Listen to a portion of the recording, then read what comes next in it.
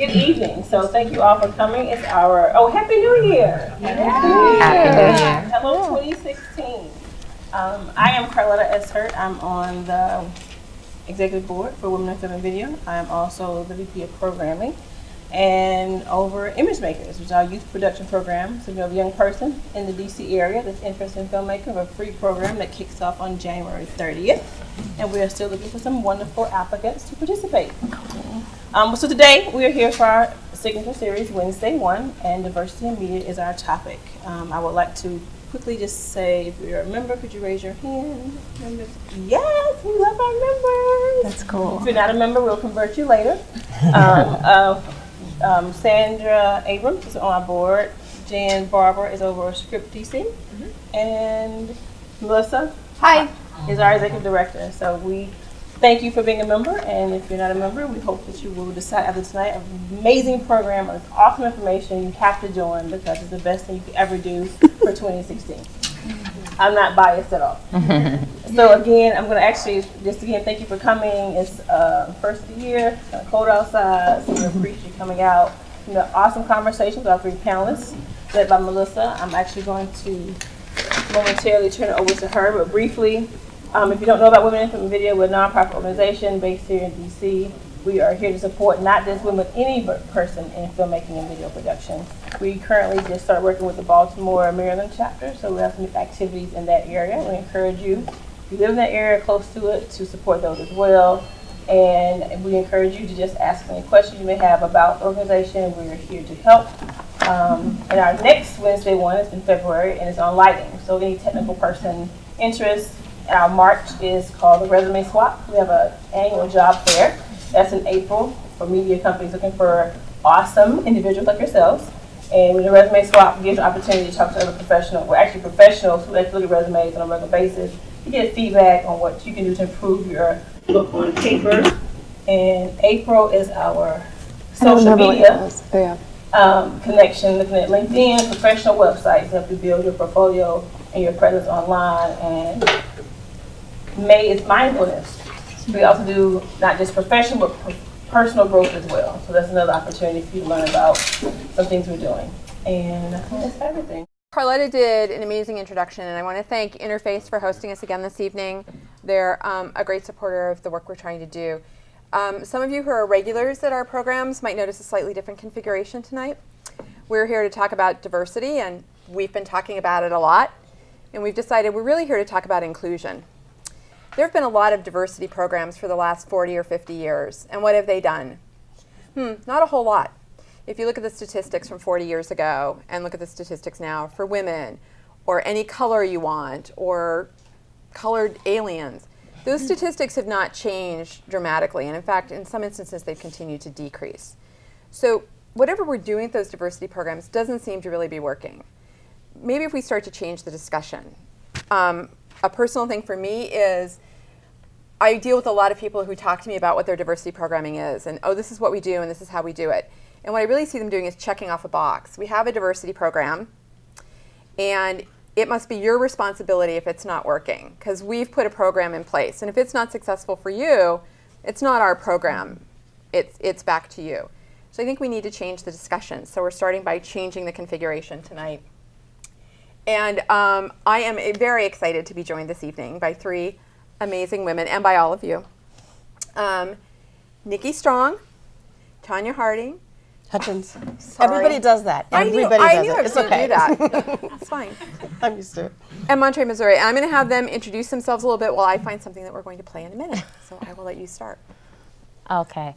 Good evening. Thank you so much for coming out, because I was a bit nervous. But now that I see a circle, which is how I set up my classes, I feel much more comfortable. Again, my name is Montre, Missouri. I'm Associate Professor of Film at Howard University. I'm also I said woo-woo. I saw her go this thing. I'm also the founder and creative director of Parallel Film Collective here in Washington, D.C., where our slogan is local equals global. We, from our inception to now, have always been focused on what Melissa calls inclusion in terms of those who are behind the camera, We are the Washington, D.C., Maryland, and Virginia distribution partners and founding partners of Array Releasing, which was formerly a firm. She's woo-wooing on that as well. So Array Releasing is an independent distribution company started by award-winning director Ava DuVernay. So we're very proud to have been at the beginning of this company and continue to be at the forefront in terms of inclusion in films directed by a multitude of visionaries and of image makers. So I'm really happy to be here. My name is Tanya Hutchins. I'm a communications representative at the International Association of Machinists and Aerospace Workers, which is a labor union. It's known as the Machinists Union. I work in the communications department, and I'm basically a multimedia journalist. So I shoot and edit and report news stories about working families. My background is in television news. I worked for about 10 years in Columbus, Ohio at 2 of the affiliates there. And then I went freelance for 10 years, and then I came to DC, and I did brief stints with traffic until I could figure out what I wanted to do. I quit the news business twice because I didn't want to cover crime anymore, and it was depressing. I wanted to cover good news. And I love my job now. But most of what you'll hear from me tonight will come from that journalism or nonprofit perspective of what I've seen in newsrooms. I'm Nikki Strong. Thank you for coming out tonight. Appreciate it. My background is in broadcast media, primarily radio, but I have worked in television news, both behind, and I've also done stuff in front of the camera. I am currently working at Voice of America. I've only been there for about maybe 6 months. There I work in their music division. A lot of people don't know they have a music division. That's one reason why they hired me. And basically I am one of the talents there. VOA has a 24-hour music station, whether you realize it or not. And in it they have some specialty programs as well, like a jazz, they have a country music, they have soul, R&B, but it's a pop station. So I am there. They call me a multimedia production specialist. That's what they call all the talent, because not only are we talent, but we also create programming, and we produce programming. I am also under that moniker. Also, I do their social media strategy. So I try to package and repurpose a lot of their content for the web. I've also worked at WHUR here in DC, and what initially brought me to this market was XM. Right after September 11th, I went to XM, satellite radio, and there I was able to birth a new and different radio station that was called The Flow. A lot of people would call it the Neo Soul station, but what it was at that time, the philosophy was to create content that's not on regular radio and create stuff that there's a demand for and that people would enjoy. And so it was creating, The Flow was a radio station that I called us the next generation of soul. So it was what you weren't hearing on the radio. It was a lot of the independent artists. It was a lot of the hip hop artists that don't get commercial love. And so it became a platform for that. Flow is not there anymore, but that's one of the things I did. I also worked in international world space satellite radio, where I also worked for the World Music Channel, for XM, and then for World Space, I also helped create an international urban station that included like urban informed, soul informed styles of music. So whether it be like Bhangra out of India and stuff like that, and how it be fused with hip hop. So those are the kind of things that I've done. I'll share one other thing. Did you find your thing? Share one other thing. That's the perfect lead-in for me. And that is one of the things that I did out of school and that I still do to a certain extent is work with young people. And I used to run a media, I called it a youth empowerment program that used the media arts to increase young people's literacy and critical thinking abilities. And I did that for a couple of years out of college, but that rooted and grounded me into working with youth and working with the community and really helping youth to look at the images that they see and challenge what it is that they are being faced with, to how to define themselves. So that's it. And I knew it would be the perfect segue to come back to me. We're going to let all of you share a lot of the things that you're doing too. Again, this is meant to be an inclusive evening about a lot of things, but we want to set the discussion a little bit because we want to think a little bit differently. I, on the way out of my office, grabbed one of my favorite New York Times Magazine covers, which is, how about a movie for a woman? And it's Via Formiga on the front. It's a great article. It's a fabulous article. It's from 2006. You could have all thought, other than the product design that hasn't changed, they've gotten a recent redo. They could have been done this in the last 6 weeks, actually. So what I want to show quickly, because we are media, very quickly, is something that Women and Hollywood just put out last week. And I shared the link with Women in Film, which is basically a look at the top grossing films directed by women in 2015.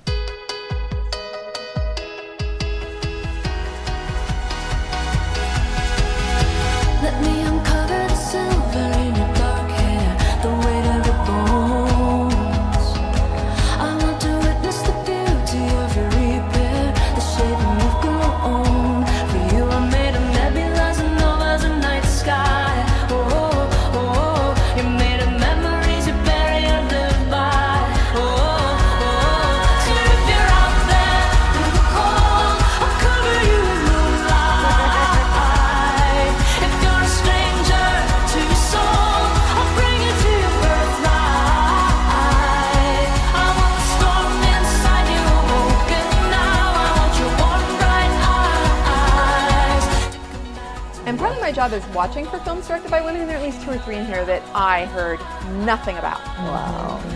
In fact, probably more than 2 or 3. I saw several.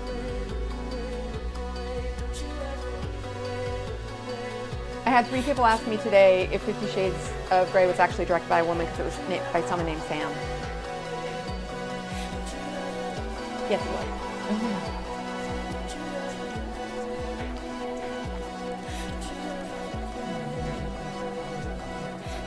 No. No, it came up earlier. It's 7%.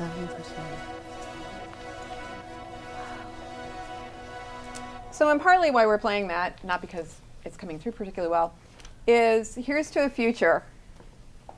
And for them, it's for more films directed by women, which is important. But what we really want to talk about tonight, and we'll start the conversation, but we want everybody jumping in, is this isn't about, I want my slice of the pie, which is the other piece we're fed. This is really about how do, when I bring something to the table, I make it big enough for everybody. And I would like to pause it for you to think about, and we'll be talking about it a little bit. We have a tremendous amount of power at our fingertips right now. We, the people in this room.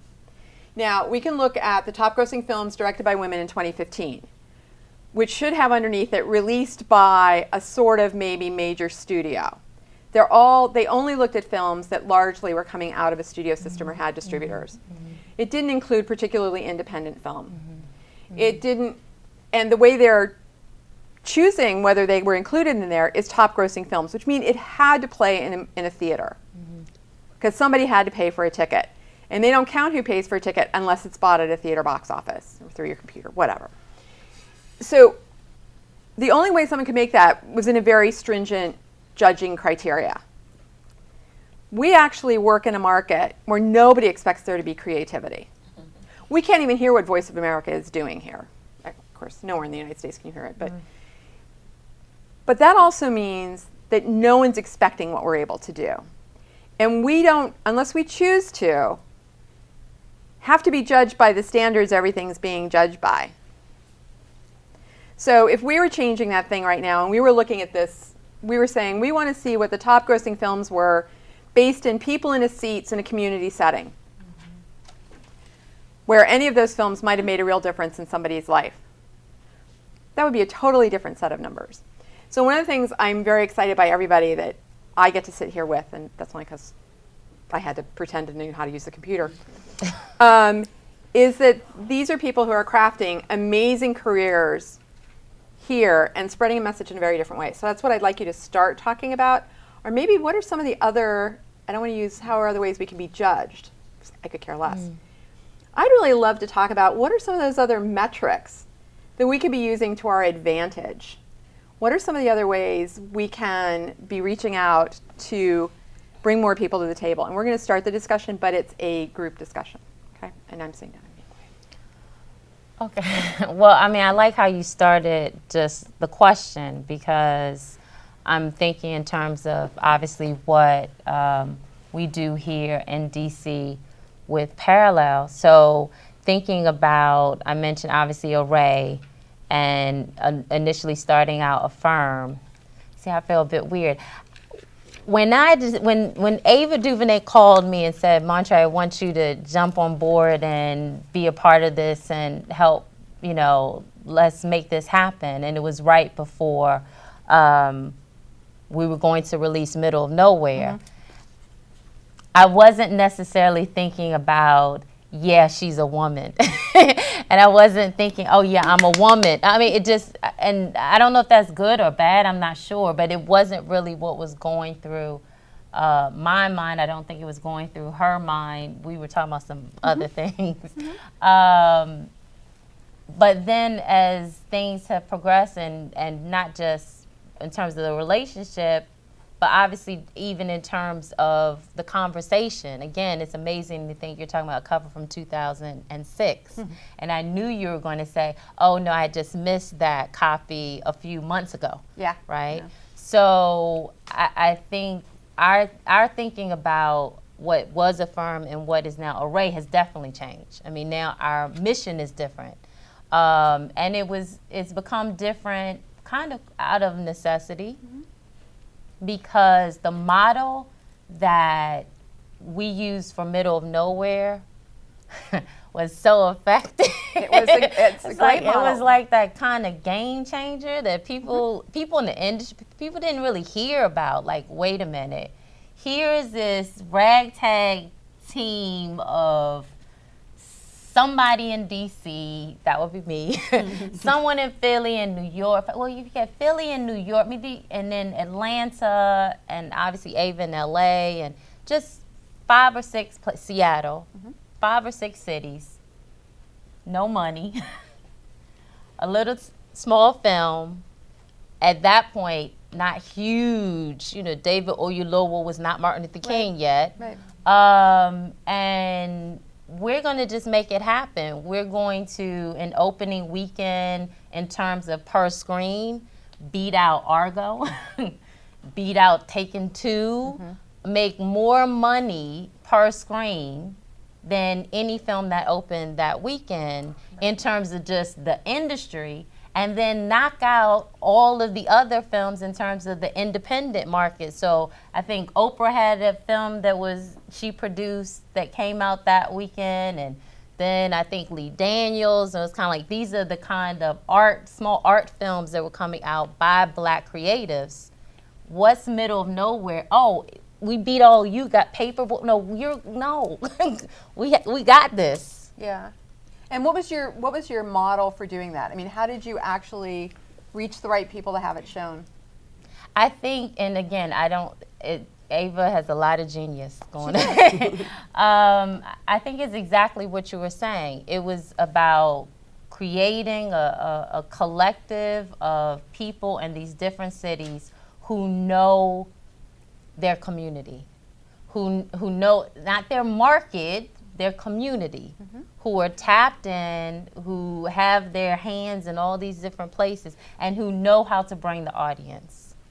And what's interesting is to see how that happened with Middle of Nowhere, and then for Ava to then be, a hired gun, but to be picked up as a director for Selma.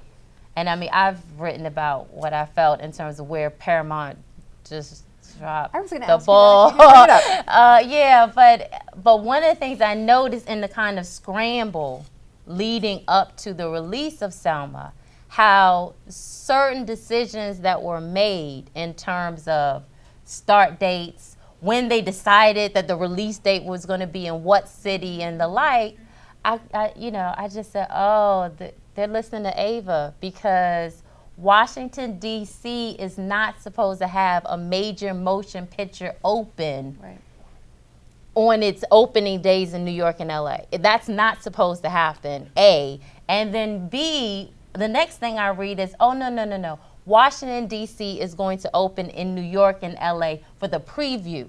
That's not supposed to happen because I'm a D.C. girl. I know we're not Chicago. we're not San Francisco. No. And I thought, oh, okay. So Ava told someone in LA that, oh, they got this. They like you don't have it on the radar, but it's on the radar. You just have overlooked that market. You've overlooked that city. You've overlooked those directors. You've overlooked that audience. Right. But I know that the audience is there, and I know that there are people on the ground who will deliver the audience on Christmas Eve.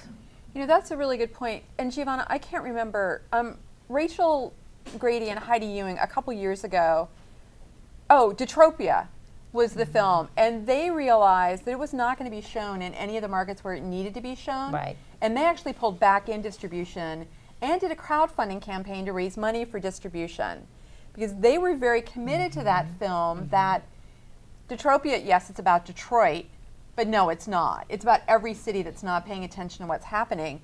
And they wanted to hit the mid and small size cities like Flint, Michigan. They should have watched it. Those cities that weren't paying attention to those points. And it was very interesting that they did the same thing of how do you pull it back? And you've had some great successes too with Out in the Night and some of the other ones. Do you want to talk about that a little bit, kind of hitting on? Hi everybody, I'm Giovanna Chesler and I'm a director and producer. Most recently I produced Out in the Night, which was a documentary about the New Jersey four young African-American lesbian women who defended themselves against a street attack and were convicted as a gang for self-defense. And we did our film festival release, but because we were an ITVS film, we already had a PBS broadcast deal, essentially. So we had pitched the film to all of these theatrical distributors, but nobody was interested. But the film did very well in the film festival circuit, particularly the LGBT queer circuit, which is where most of my films play. And those are the film screenings where you actually get paid in the festival circuit. A lot of other festivals will pay you for your films, and the major festivals will never pay you. But the queer circuit actually does. And then we immediately started getting money back for the film through university sales. And doing that ourselves. And setting up the PayPal button and knowing that market very well, which because I've done a couple docs where I've done that market. And just kind of owning it and saying, like, this is how we're going to pay the people who have the talent to work on this project for 7 years, which is how long it took to make. I think that's key. You hit on it, that you have to take control. You know, you have to either green light your own project or just take enough control that you can get your information out there, get your film out there, get whatever, a program out there.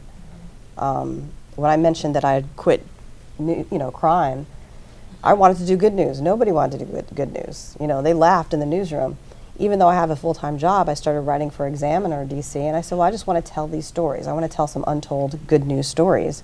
So I think you hit the nail on the head, that you have to take control and tell your own stories and find a way to do that, whatever medium you find.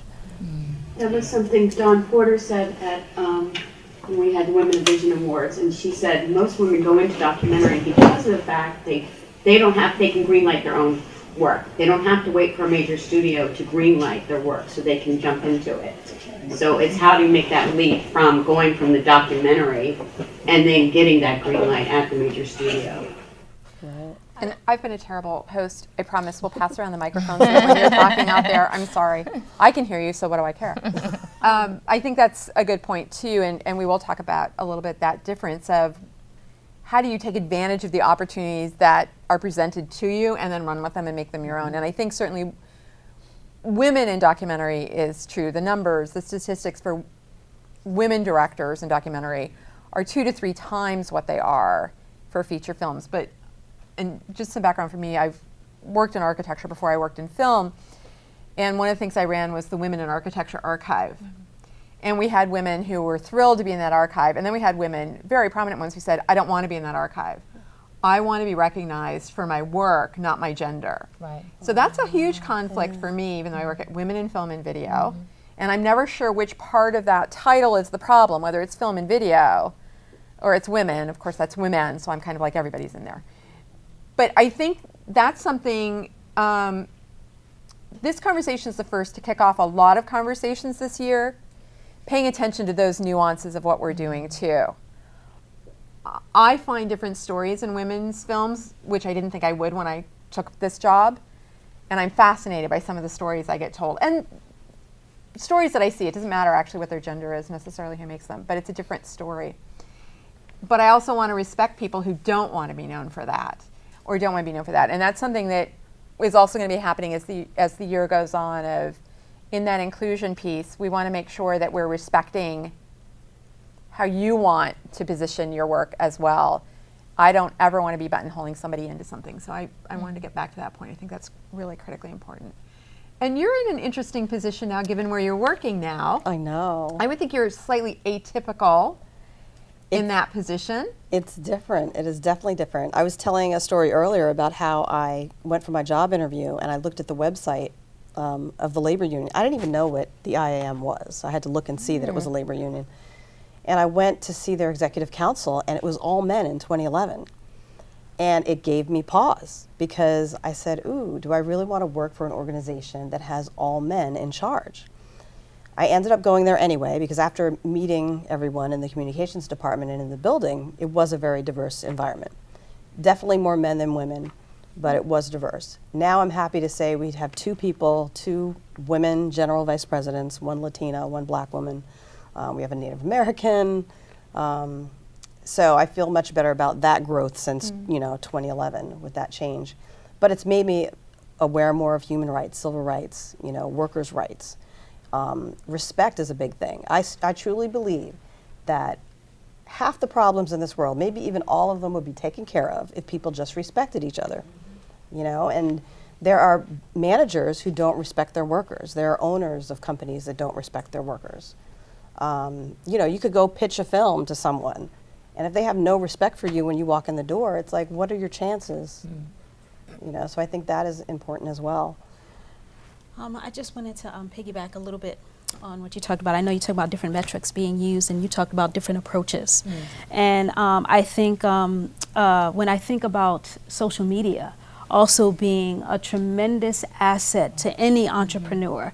It is free advertising before they keep changing it. And when she talked about knowing your market and knowing who your community, like really beyond knowing your market, knowing who it is that you're talking to, taking ownership for that and cultivating that what would be turned into your market, so that you find the people on the ground that can take a hold of your vision and understand your story and relate to it and are passionate about it, to be able to pass the word. I mean, I know of artists and stuff whose work that I enjoy, and once I find out they're doing something, I'm tweeting it out on my Twitter, and sometimes they're like, Nikki, and but it's interesting because then you will find other people who know what you support and will come and support you because they are like-minded. And that's one thing about social media, is that it brings like-minded communities together. And I think that's a valuable and very, it can be time consuming, but it's worth versus a very expensive marketing campaign that it's like throwing spaghetti on a wall and you're hoping it's going to work, as opposed to really coming together and finding where your people are. Yeah, just to follow up on exactly what Nikki said, and I think I forget what I write about, so I think I've written about this. But this whole concept or idea of, and now we'll talk very specifically about gender, about race and gender, in terms of social media. Yes. My argument that I've given to my students, and I think I have put on paper, is this notion of Black women and their social space. So this tradition of sororities, of society women, of their, from Reconstruction onward, being this network that Black women have always been able to rely, to depend on for associations for economic and social mobility. Of churches, the like. Sure. And that what we see now when we start to talk about, and this is not obviously excluding black men, but when we start using this concept, Black Twitter, a lot of it, and I'm just thinking in terms of how that's translated into black independent film, much of it is the translation of these 100-plus-year-old social networking systems that black women have always had. We just put it on Twitter. It's always been there. It's not gone anyplace. It's just gone, electronic and viral. But it's the same. And you think about black women bloggers, you think about black women social entrepreneurs. It's being able to now use that network that we've always had domestically, and then connect it and move it globally. So it's like I can talk to a sister in Detroit, but I can also talk to a sister in London. I can talk to a sister in Milan, and we can talk about, are you watching that web series, Ackee and Saltfish, coming out of South London? Two black women from from London. Okay, I saw that. And can you also buy my handmade soap? It's it's a barter system. And that's another thing. Like, one thing I have found, because also on social media, the power of visuals, and the trends in social media, like video is more popular, and I mean, you're in film and video, and I think it's interesting that. Oh God, my mind is racing. When you talked about tapping into those communities, how did I find about Issa Rae? It was through, Black Twitter. You know what I mean? It was just someone saying, have you seen this? Have you seen that? At the same time, I don't just follow people who are on Black Twitter. I follow different communities. And that's how I find out different things that are happening. And so even when you talk about inclusion, let's say, okay, this isn't my vein. I don't create this, but I appreciate this work.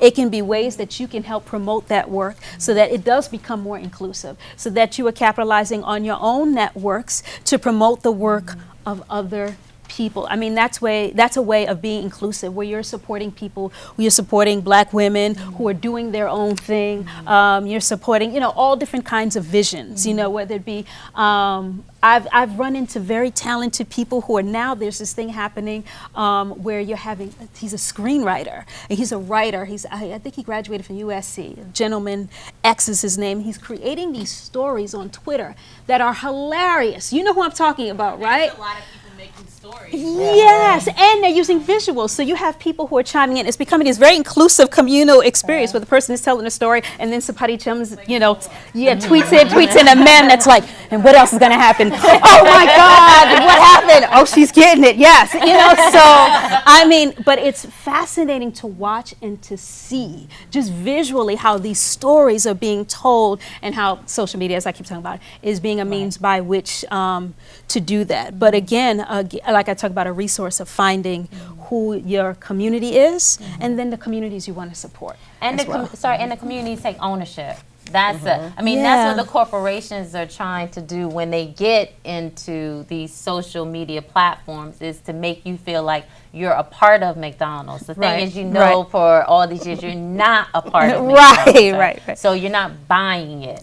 But you feel like you're a part of whatever your race or gender is. You feel like you're a part of this awkward black girl. Like, I am the awkward, or whatever. And the notion of I can relate to that, and I don't see that. This is and it doesn't necessarily have to be, like you said, it doesn't have to be black media or black social media. But whatever it is, you feel like, okay, I did not realize that I'm saying too much here. I did not realize until a couple of weeks ago, and this is totally the opposite of what we just saw. I didn't know I was a Star Wars geek. I thought I was normal.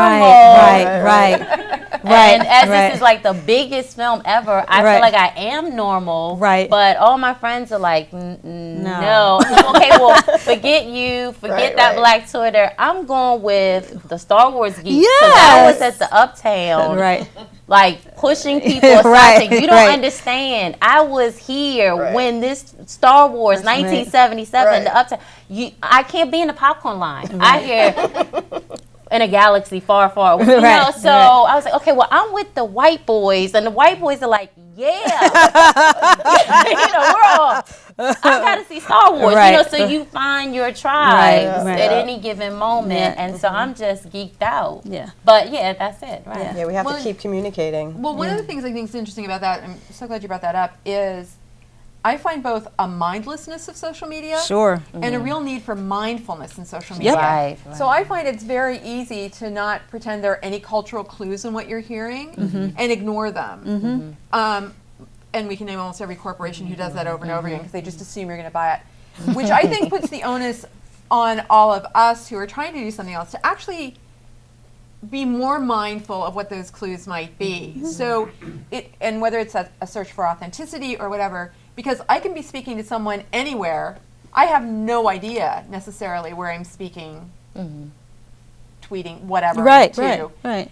And yet I find, and I thank several members of WIFV who really pointed this out to me, those cultural clues are actually becoming much more critical in what we're doing. But we're all pretending we can say one thing and this is the way you do that, as though that's the answer. Well, no, that's the way you do that in that particular situation. Don't pretend. And the people that I find successful are the ones who are going that level below and owning it, being authentic about it. And that's something else that I know will continue over the year, but I'd love to talk about too, like what was that either stumble or success where the attention wasn't paid that you can think of? I got a couple. Yeah, give us an About to example. stump Yeah. me. Yeah, Yeah. give us an example. All right, all of you can undoubtedly come up with, oh, I saw a trailer and I had a really clear idea of what that movie was, so I bought the ticket. The trailer had nothing to do with the movie that I just watched. Well, I see that a lot with black films and the way they're marketed. Where I am like, this looks like, and I'm just like, oh. And then I hear that the movie is great, or I go and see the movie and I go, this did not capture what it is. It's you're seeing people playing the dozens, and you're seeing a lot of stereotypical imagery in the marketing of it, which makes me go, what? I'm not interested in seeing that. And then I may see it on Netflix or somebody's watching it. I'm sitting there watching, and I'm like, this is much more substantive than what I thought. And again, that has to do with who owns and who is making the decisions on that product, and who is determining what is going to market and what is going to sell. And if if those people are really have one way of looking at the world, or just have a very limited way. So you're talking about how you're going to market my experience, but there's no one that really knows my experience that you are interacting with on a very equal footing. Then that's going to inform, it's going to limit your perception as to what you think works. And that's when you said her knowing the community, not just plugging in formulas. I'm sorry, you're getting ready to add something. I'm Stacy Mills. It's on the top, middle. There you go. Wait, no, No, where's the? right there, under your thumb. Hi, I'm Stacy Mills. I have a consulting business, Adventurous Consulting. I'm doing work now more in the cable industry. I used to work in healthcare and consumer and various other industries. Now, inclusion is global. We used to segment markets, the black market, the this market, the that market. But what I'm hearing from a lot of folks, especially in cable and online, is like there was an Asian network, I can't remember the name of it. They found out 80% of their viewers are not Asian. So it doesn't mean that they're going to change their content, but that was not what they expected. And I think, Melissa and I talk about this, coming to women in film, we need to understand we don't have to go to misogynist white males anymore to get our work out there or to work. We don't have to beg. There are so many more outlets. I mean, Spike Lee's last movie was financed by Amazon. He didn't go to Paramount and say, can we do this? Amazon, I think, may have come to him. And when we talk about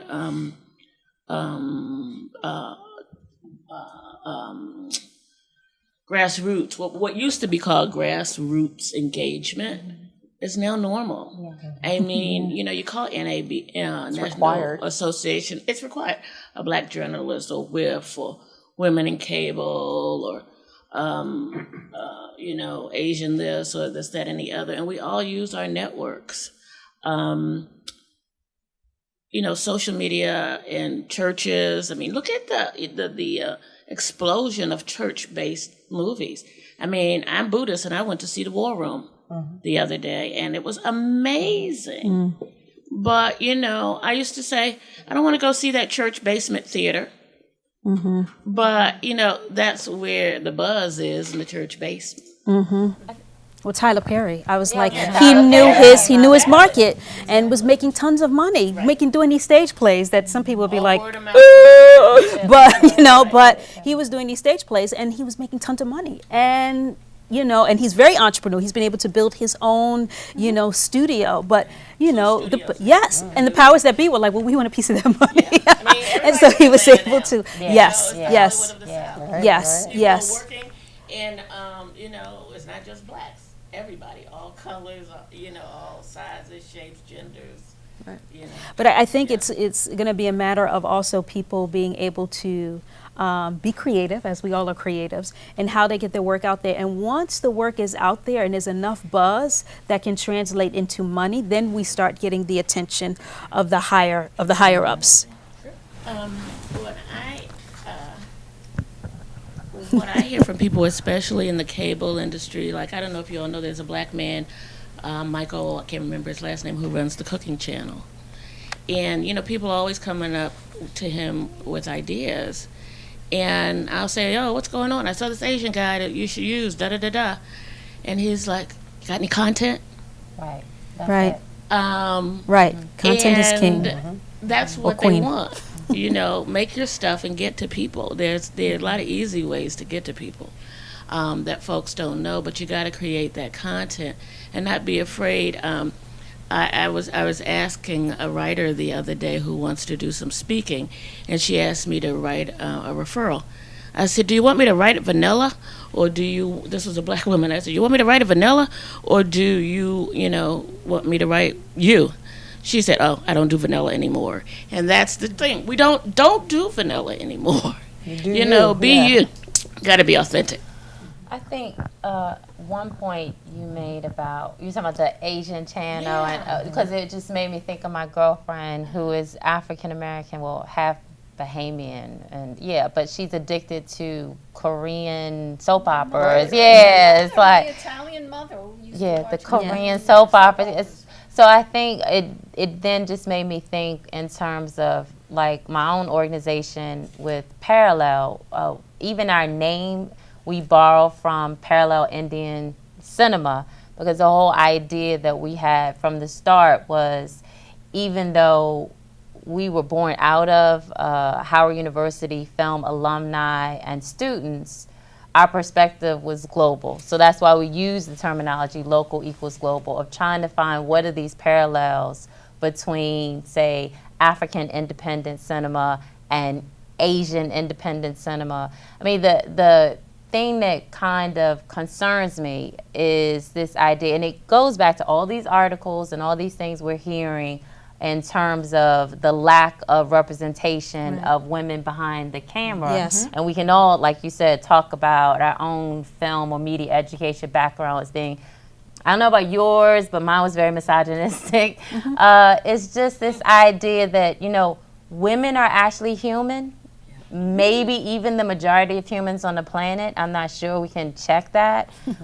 Black people are actually human. Right. I don't use the term people of color because it's problematic. So all of these different people who are non-white people are actually human. But because we have a Hollywood system that has been completely dominated from the very beginning by white males, what is concerning is the idea that the human experience has only been told from this one perspective, which is why we can get in 2015, 2016, this idea of these few women having speaking roles in major motion pictures. Sure. Or, okay, maybe the black guy doesn't die by the end of the first act anymore, but, because it's just these few guys who are sitting in this room. Right. Oh, the blonde comes in now. And blonde always meant a woman anyway.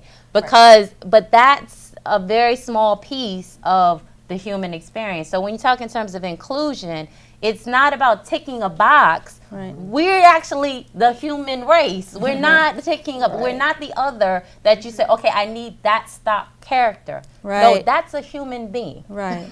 I'm actually a human being. All of these people, be it Indian Americans or West Indian, they all have to be represented because it's our shared human experience. We have to share our stories. I mean, you mentioned the guy from the cooking channel. He's in a decision-making position, which I think that's what has to change. I mean, there's a train of thought that it's generational. With the next generation, you'll see a lot more change than now. There are other people that think that no, it'll be worse. It's getting worse. You know, we were talking about the celluloid ceiling study. That started in 1998, and it had 17% of women behind the camera, either writers, directors, producers, cinematographers, DPs.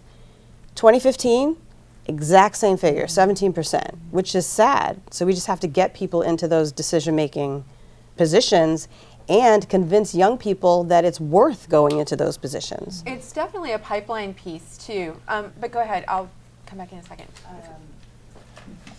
Yeah, get up and grab it. I think this is related to what you were saying, but I just wanted to say like two recent things that had happened to me, and then maybe we can discuss like these issues. One actually happened to my sister. She was watching this movie on TV. Have you ever seen Something New? It's like a romantic comedy. And what you said about marketing and audience, I don't remember seeing the commercials on television, but I saw it in the theater, and my sister had found it on TV and was watching it again. And her roommate came around, who's white and young, and sat with her and watched it for a while. And then when it was done, she was like, "Oh, that's a good movie. I never would have watched it otherwise." And I feel like there are these like separate tracks, which is, I think, very problematic in America, and I'm sure globally. That's another thing. But also, like, if you're not white or black, it's kind of like, people are making a big deal right now about having, Mindy Kaling or Aziz Ansari, who are both South Asian, which is what I am, having, their shows, but they're all, they're the only ones who are on those shows. And like, there's been a lot of controversy about the or interracial dating because it's always with a white person, or the writers are being totally white. And then the other thing was there's a collective called The Lookout, and I showed a film there, and everyone, it was great. But someone said to me, someone who's in the collective, I think someone who founded the collective, the film I showed is a little bit like experimental. So it's a documentary, but it's not, it's not like Talking Heads, and it's not like historical or text cards. I can explain, later after if you're interested. But one of the guys who founded it and who invited me, and it, was super gracious, said to me, I think because it was more, I don't know, like artistic or not straightforward, he said he was uncomfortable. He was like, "I want you to teach me." And I was like, well, teachers get paid, first of all. But also he basically, what I realized in talking to him, he was uncomfortable. He wasn't being the only person. My movie wasn't only addressing him. And me, the music I listened to, the books I read, the movies I watched, television I watched, like none of that, was directed to me. And I think that, I'm so used to like getting other people's inside jokes, and he was super uncomfortable with it, and I didn't say that to him. But I did say teachers get paid. But anyway, these are these questions about like perspective, audience, and marketing that I think, I don't mean to be pessimistic, but these are some problems. I think that's an excellent point, that there are a lot of us that are used to working really hard to understand what you're telling us, because that's our job. And we've never had the luxury of being the center of the world, that you're not meeting my perspective, and so I don't understand. It's a really interesting piece of it, and I can suddenly think of lots of people that, you're right, they don't get it unless it's within their experience. Yep. I've never really had that luxury. Which is Which sad. would be kind of cool. Yeah, Maybe not. Well, you mentioned your friend who never would have watched that movie if it hadn't been with you. I mean, that was an educational movie. Right. You educated that person. And I don't know if but Something New, the that the director Sanaa Lathan one? is neither black nor white. That was the point, right? I think she's. The two stars, one of them is Okay. Yeah, and the other other, white guy. Australian, yeah. Yeah. But I like the point you were making about this gentleman's reaction to your film, because I recently had a conversation with an Arab American student in my class, and because I suspect because in this particular class he's the only non-African American, he's always trying to say, yeah, but what does mainstream think about this? And what does mainstream think about that? I think this would have been African American cinema class. And at some point, by the time we got past midterm to like the end of the semester, he asked that question one too many times. And I just looked at him and I said, trust me, the director doesn't give a damn what white America thinks about.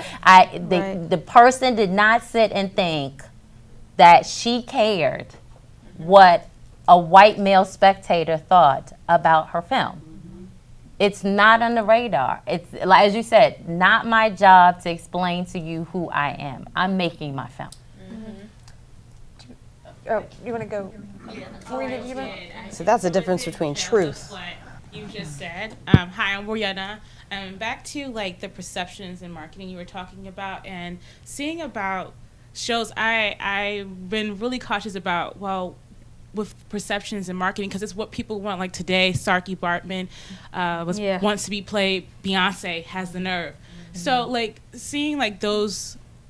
The thing is, Beyonce is Beyonce. People are going to hear that name, that brand, but not really going to see like, you know, other people of color who can give a great role to it as well. And I love Beyonce, but her acting is terrible to me. And so it's just seeing like my whole concerns is the writing. And so like most like Mindy Kaling, I love that show, but I just feel like sometimes like the culture is missing in these like big mainstream networks. Like I love Scandal, and I see that some things I just feel like, Olivia, come on, do something sometimes with Abby.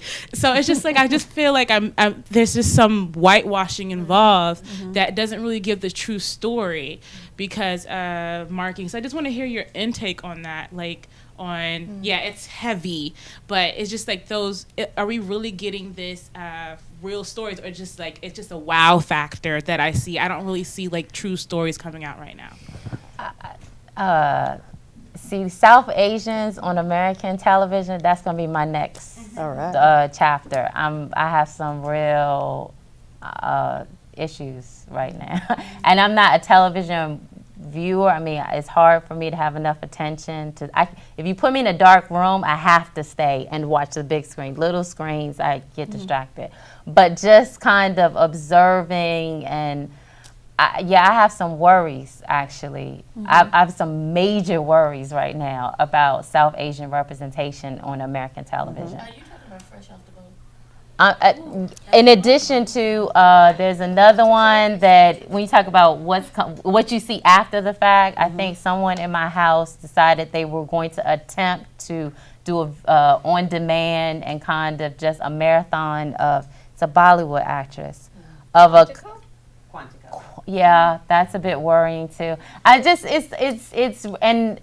to put in perspective, before teaching at Howard, I spent 11 years in the UK, and just living between the UK and West Africa. So I'm sure most of you all know that the largest ethnic minority in the United Kingdom is South Asian.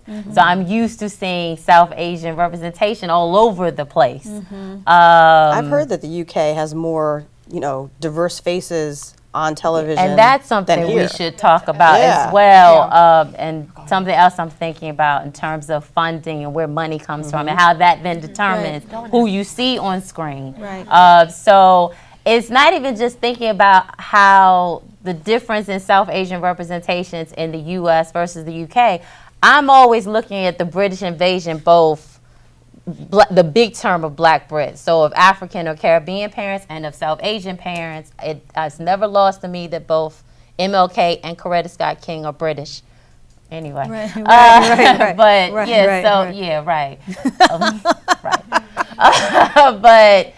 But also just thinking about when British South Asian actors make the transition or go across the pond, and I see them now on this side. I see a difference even then in the types of roles that are chosen compared to what I'm seeing in terms of American-born South Asians. And I've started to say, I don't know, as someone who teaches race and representation, and especially thinking about the history of Black American representations in film and television and popular media, I feel like I'm seeing some Conan. I feel like I see some invisibility in terms of femininity, and either you're hyper visible or you're invisible. I'm concerned that there are some South Asian representations on American television that are now taking the place of age-old representations that we have seen of African Americans, but it's kind of okay, and it's not feeling okay to me. See, I don't. Go ahead. About Eddie, fresh off the boat.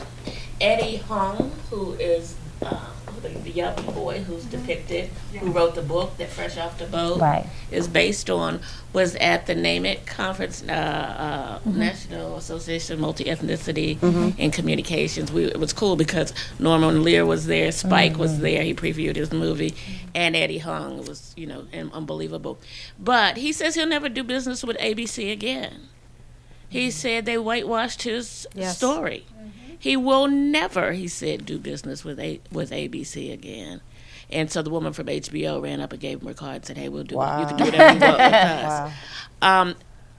Can I use this as an opportunity to talk about, we talked about Fox and what they did a couple of years ago. There's a Black woman who was over programming at Fox.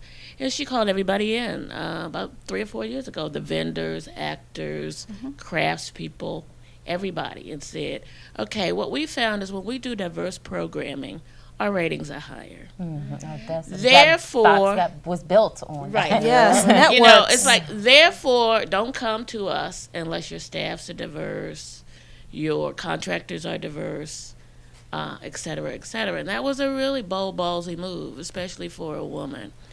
And some of the other networks are doing that.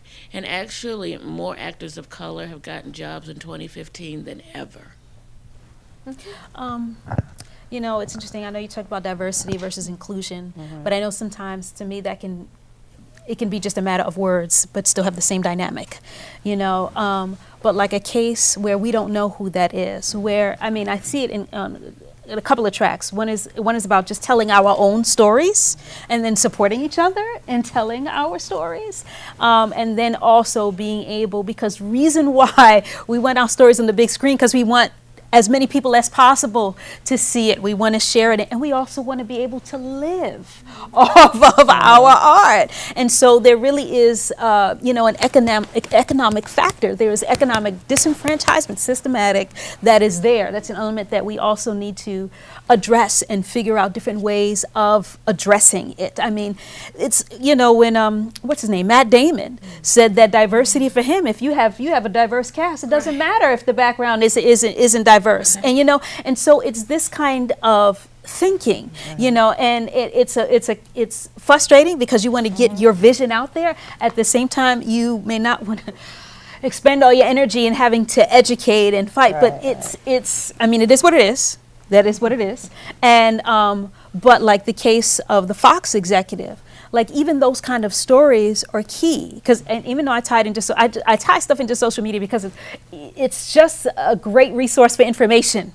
So once we find out those kind of stories or how we can support, people who are endeavoring to create systematic, inclusive change. And if we don't know, then we can't figure out how we can support. And that's one thing that is key, is finding out who is doing the work and how we can support each other. Is there something I can do, in addition to having, your crowdsource funding, but finding out who is doing what, and then being able to say, how am I going to support that person in their work?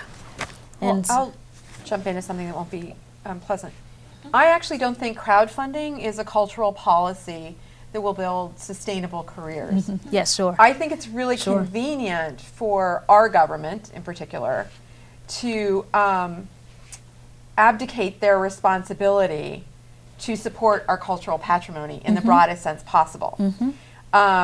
we live near other countries, and we have representatives of other countries here who do a much better job understanding that it might be the government's job to support different stories. I had the pleasure of hearing the Canadian cultural minister, oh my God, 15 years ago now, who spoke in multiple languages fluently, and who spoke about, and this was right when the NEA had stopped all funding for individual artists.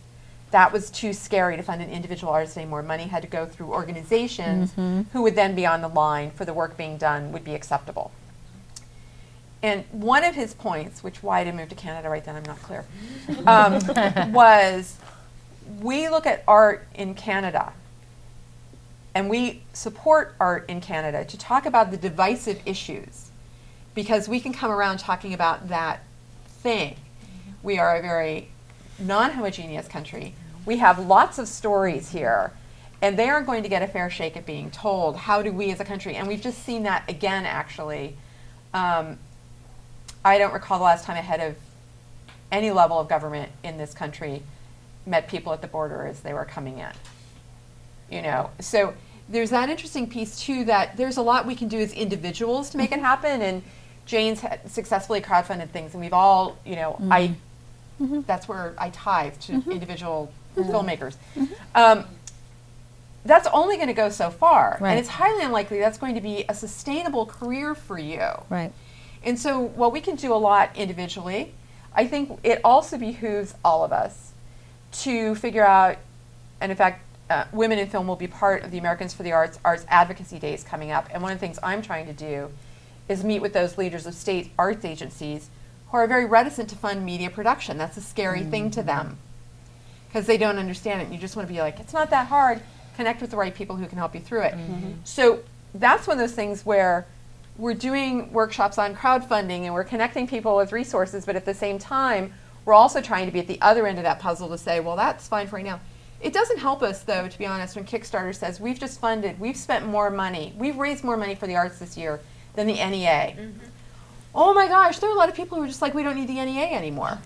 No, what we really need is to increase it 4 or 5-fold so that it can actually make a difference in what's going on.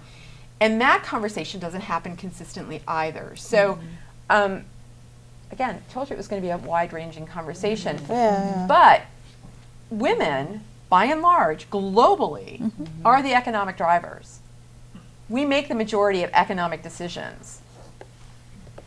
So we have to make our voices heard. We have to speak up. And you have to spend differently. Create pressure. I would say, and speak your voice. And spend differently. I mean, the point you're making about funding is key. Who has the money decides what you see. That's right. So, I mean, obviously, if you think about Canada and my perspective, I mean, all of my postgraduate was the UK. So every conversation, you know, when I was focusing my master's degree on international film finance, distribution, exhibition is like, and then there's UK fund, and then there's, because back then there was the Film Council before conservatives got back to 10 Downing Street. But it's still this idea, even in teaching about cameras and lights and the like, it's still this concept of funding will start with UK government, and then if you don't get then it's Channel 4, and then it's, but the starting point is there, and that's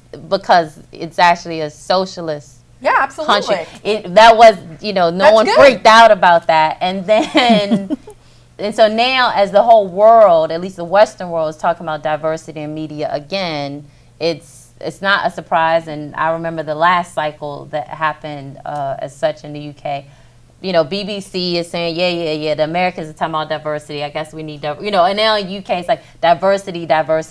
I have to say I know I'm biased. I put more stock across the pond with diversity and representation than I do here, because at least I know it's, gosh, can I say that in DC? You can say it. It's government-led. It's government-driven. It's the idea or the notion that you're learning about film. And I was in an international film school, so there were Mexicans and there were Brazilians, Norwegians, all kinds of different people. But the idea is that you're learning about film because the films you're making will help to make a national identity. Right. Exactly what you're saying about Canada. So it always is bizarre here in the United States, where the dominant system is Hollywood, and you got all these, few white guys who are saying, yes, John Wayne, AKA now Matt Damon, is still America. Right. Wow. It really is psychologically deep that what it is to be. Yes. I have my U.S. passport, but wherever I go, and I've been stopped a few times, I'm not American because I don't look like John Wayne. Fit that stereotype. So it's the national identity of the United States, regardless of who actually lives here, is still white male. And that informs how stories are told. When I saw VH1 The Breaks and the white character in it, I was like, okay, so it's all inclusive.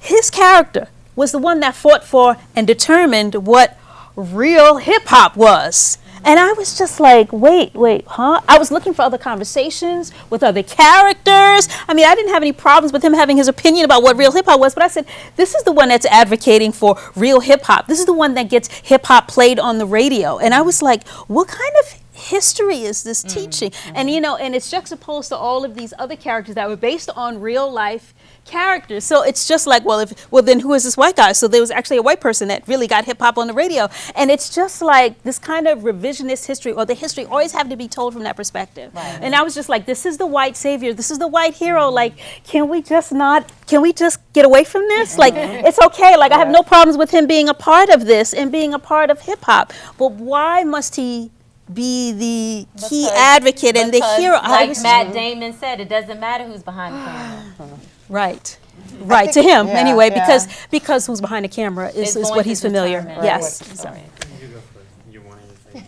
I just wanted to say something about this notion of like who really has the power. Yeah. We have the power, but like we don't know how to use the power. Yes. Okay. Yes. So I made this film. It's now in 15 film festivals. Yes. It got into the Cannes Short Corner.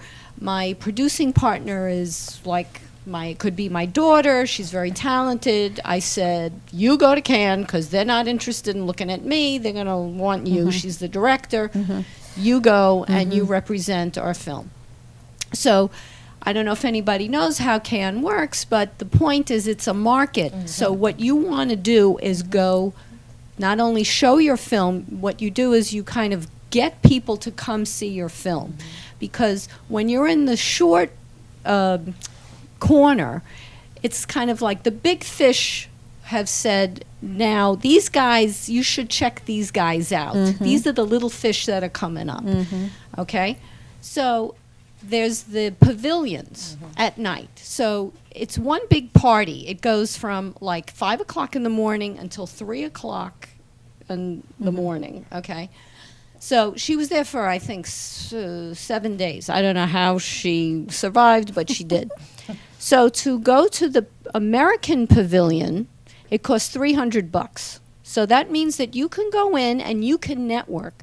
So Oriana is very organized. She made a list of all these distributors. She's very attractive. I said to her, when you go, you have to go with your husband because they'll take you and you'll end up a slave on with some Russian, yacht. So when she came back and we like kind of debriefed, I said to her, what was the most surprising thing that you learned at Cannes? She said, I would go up and say, hello, my name is Oriana Opice. I've done this film. We have 5 other feature films we'd like to do. We'd like to do business with you. Can we take a meeting? They would look at her and talk to the husband. Oh, my goodness. Okay? Nice. Yeah. So fast forward to about a month ago, because this happened like in April. So she's in Chicago. So she went to the Chicago Film Festival, and I don't remember the name of the producer, but it was the producer of the Blythe Danner film, I'll See You in My Dreams. So it happens to be a woman, an older woman, and her partner is a guy. And she said, I will go into a meeting to pitch. I will do and she's the alpha of the team. Yes. Okay. She said, I will sit there and I will pitch, and they will talk to him. Yep. That's all perception. So it's it's like, habit. okay, this is the reality. Right. How it's like now the next hurdle. We raised them. We wrote the story. We raised them. We cast it. We did it. Blah, blah. And it's like now we're on Vimeo. We're renting it on Vimeo, and we really just wanted to use this as a calling card for other projects. I think we need a pipeline to make our voices heard in a way that creates pressure. We're getting our voices heard in more places, but we're not creating the pressure. I don't know what the equivalent is in film, but I know with television stations, you have to create pressure with the FCC. I mean, they regulate the television stations. So if they're not representing the communities that they're serving in the public interest, you have to let the FCC know so they can, tell off the television station or not renew their license.